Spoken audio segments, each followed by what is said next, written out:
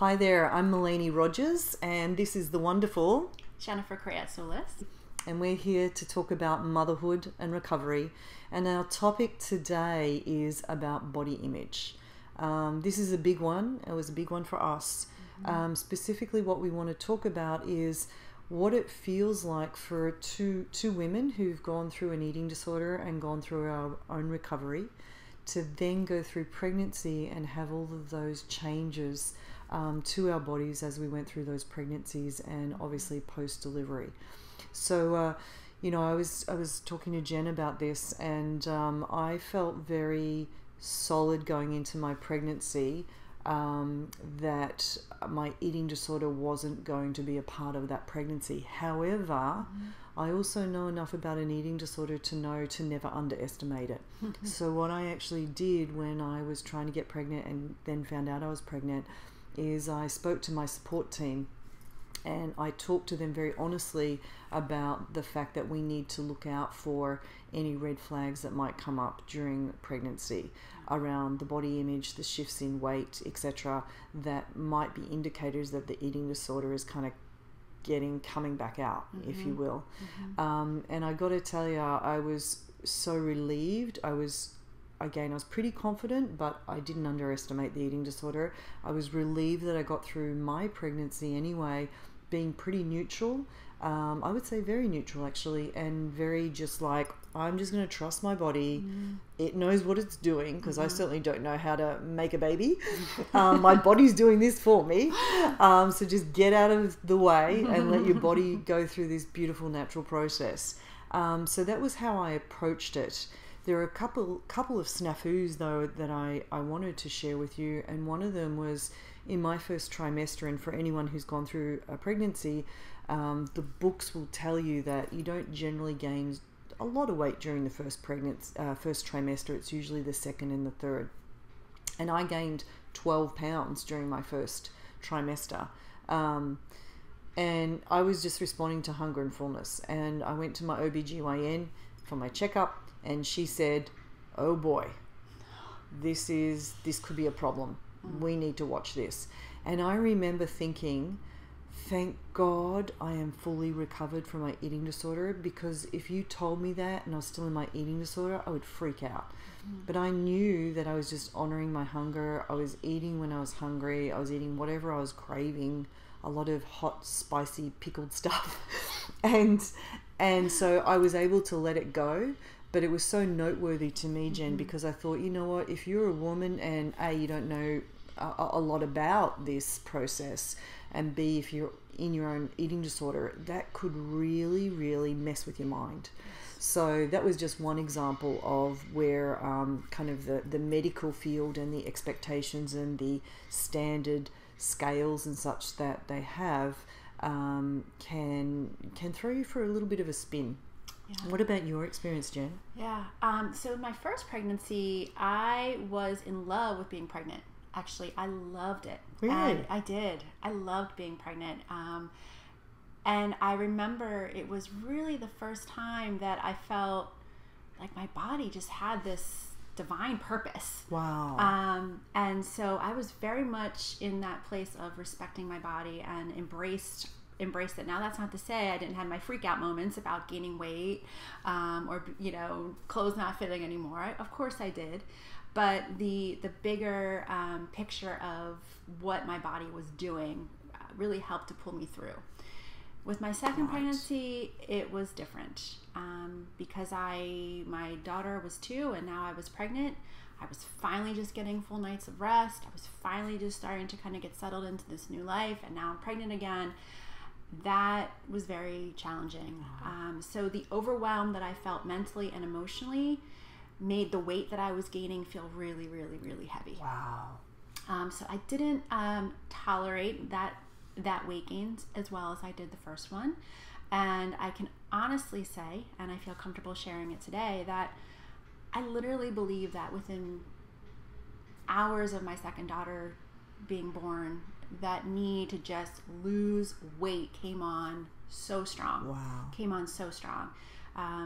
And so as soon as I was cleared, I was out walking with my girls. I would have one strapped to my chest, the other in a stroller. I'd find the hilliest, hardest routes. We'd go out a couple hours at a time, sometimes more than once a day. And I remember I just had this kind of refrain going in my head of, oh, I'll just have a low grade eating disorder just to get me through this baby weight bullshit. Right? Yeah. Well, that spiraled way out of control. There was nothing low grade about it. But a lot of gifts have come out of that.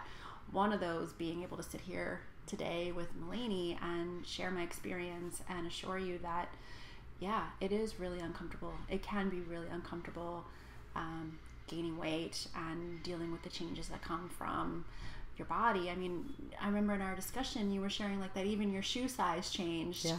Right? Yeah, it did. I went up one whole shoe size. Yes. So all of a sudden we don't recognize ourselves, right? We look in the mirror and we see these big bags from exhaustion. Yeah. Our bodies have changed. Our boobs hurt. Like, yeah. It can be extremely challenging to hold your ground in your recovery during this time.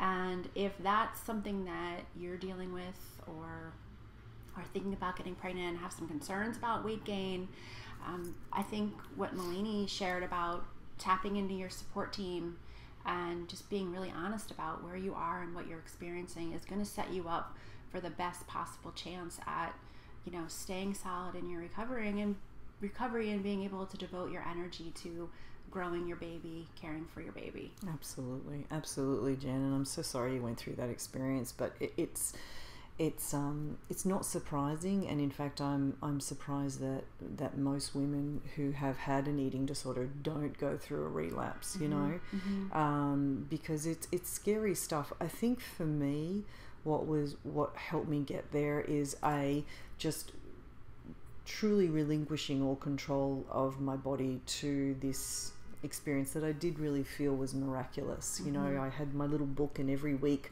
they tell you what size the fetus is or the baby, and they compare it to a piece of fruit. So it starts off as big as a raisin, and then it's a mango, and then it's and it's actually I loved all that process. But as far as the body image piece, yes, growing the baby, your weight's going up. I just went out and just bought new maternity clothes, or actually I just bought big baggy clothes very, very quickly on, because I just didn't want to have to be dealing with tight waistbands and feeling uncomfortable or whatever. And also what I did after I had my baby is I mentally said to myself, it's taken 9 to 10 months to get here to have this baby. I'm going to give my body 9 to 10 months, a year, to get back to whatever it deems is going to be my natural weight post baby.